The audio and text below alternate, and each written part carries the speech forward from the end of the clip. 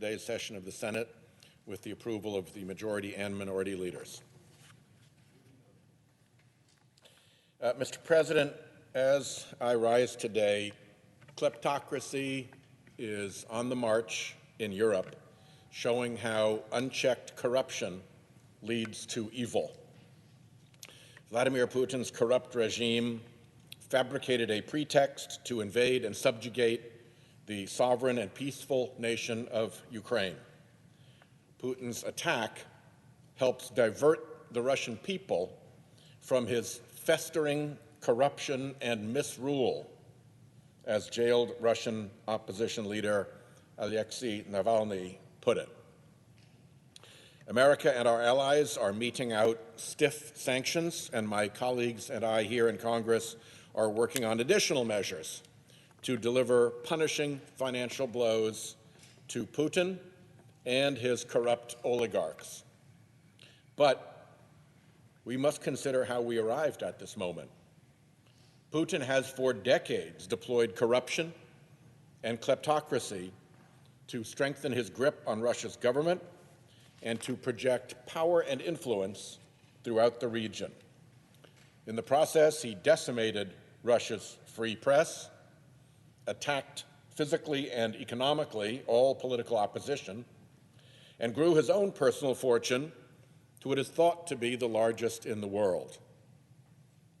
I say thought to be because Putin's wealth is hidden behind shell corporations and nestled in tax havens, far from the view of the people he robbed and oppresses.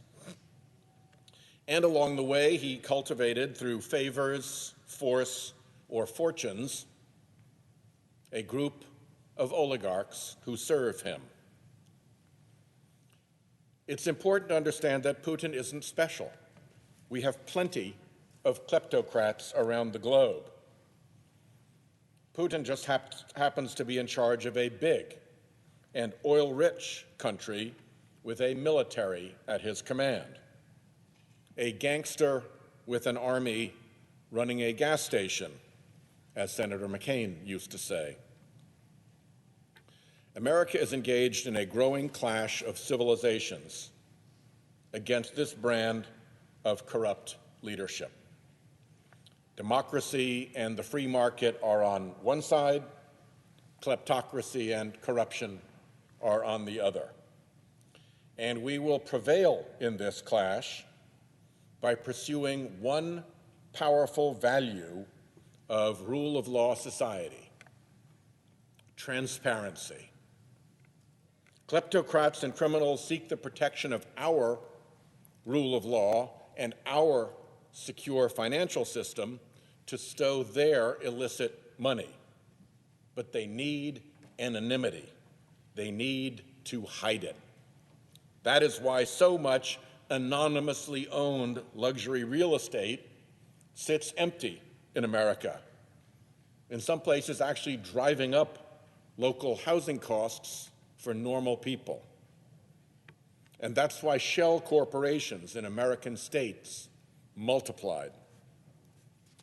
The Pandora Papers last year revealed webs of American shell corporations and trusts hiding dirty assets. It revealed professionals, lawyers, accountants, and real estate agents aiding and abetting the hiding of those dirty assets. Shining the light of transparency on kleptocrats' money is a potent countermeasure to their power. Late in 2020, Congress passed the most important anti-money laundering reform law in 2 decades, the Corporate Transparency Act. It was very bipartisan. Senators Grassley, Graham, Wyden, Rubio, Brown, Crapo, Warner, Cotton, and I all spent years getting that bill done. Our aim was to arm law enforcement with knowledge of the beneficial owner, the real person who's behind American shell corporations. Now, The Treasury Department's Financial Crimes Enforcement Network, FinCEN, is implementing our beneficial ownership provisions. And the new rule promises to be a strong countermeasure. It requires anyone who exerts substantial control directly or indirectly over a legal entity to identify themselves as the beneficial owner. That's what we wanted.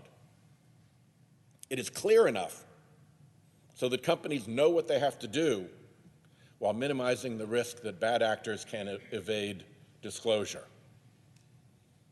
And its timelines for reporting and updating beneficial ownership information are fair, providing law enforcement and national security officials timely information without imposing unreasonable turnarounds for legitimate companies. The beneficial ownership rule also avoided a trap. Some had urged FinCEN to add exceptions to the reporting requirements on top of the ones Congress included in the bill. Well, we'd worked hard to come up with the right list of accepted entities. It's encouraging to see FinCEN stand firm and avoid watering down the rule with new unjustified exceptions. FinCEN is also working on a review of Bank Secrecy Act regulations with an eye toward a new anti-money laundering and counter-terror financing framework. This review offers a chance to take on some big challenges.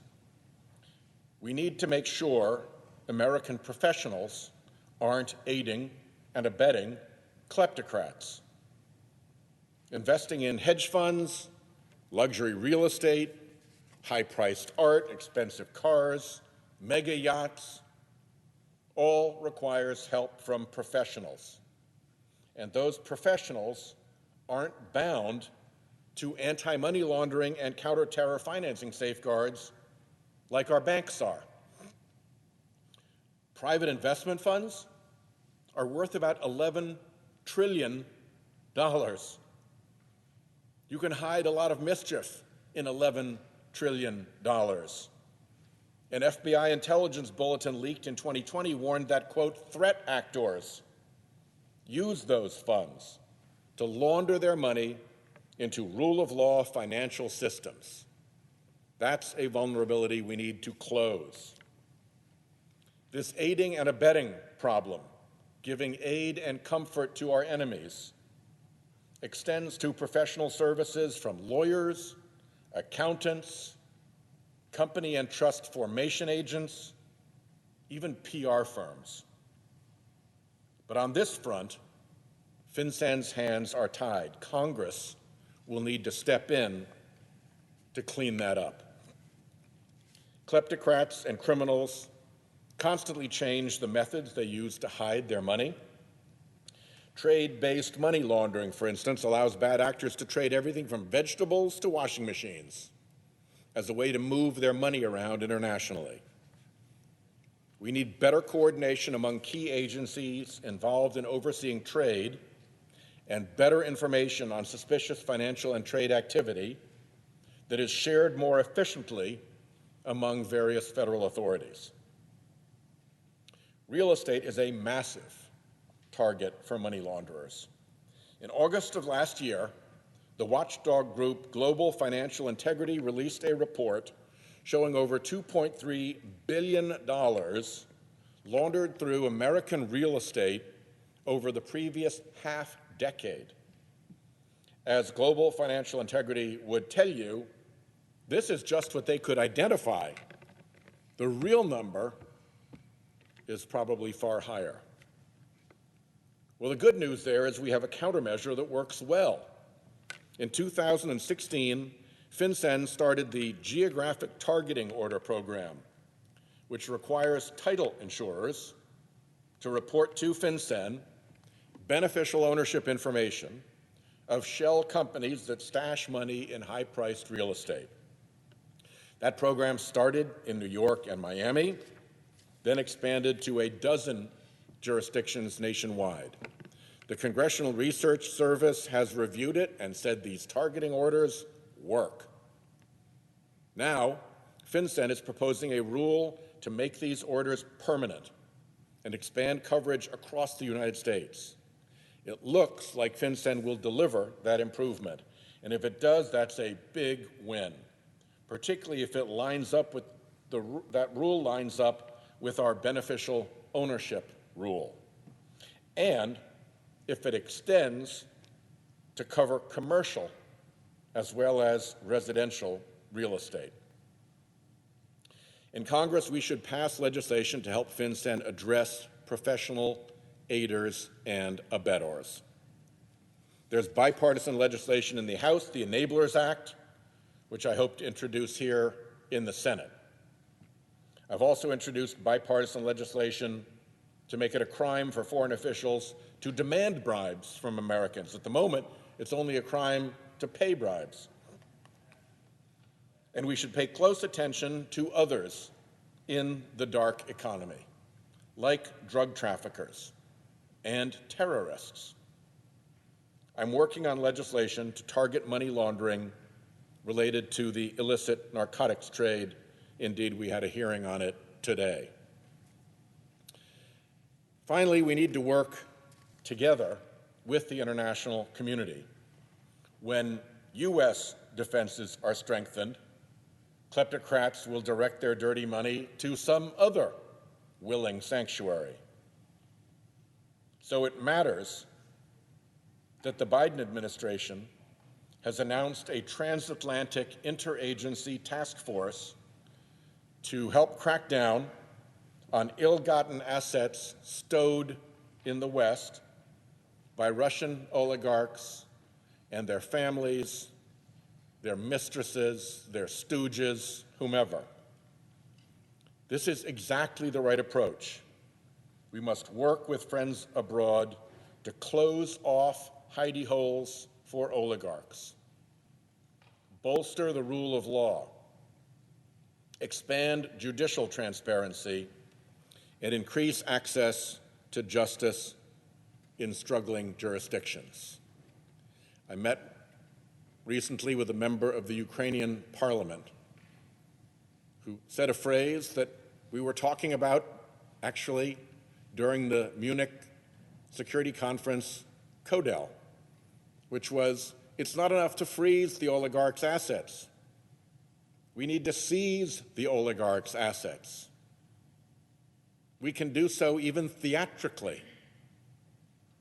And to take a camera through the preposterous and grotesque wealth and show the people of Russia what was stolen from them would be as significant a public relations victory as when Ukrainians went through their oligarch's mansion and showed everything from gold toilet seats to private petting zoos. Kleptocrats like Putin and his oligarchs can be defeated. A little sunlight will vanquish them. Free societies and the rule of law can win the long battle we face against kleptocracy and corruption. This is a national security matter, not just a question of doing good. This is a national security matter. And these are the tools, the ones I have described, the tools of transparency that will secure our victory. I yield the floor.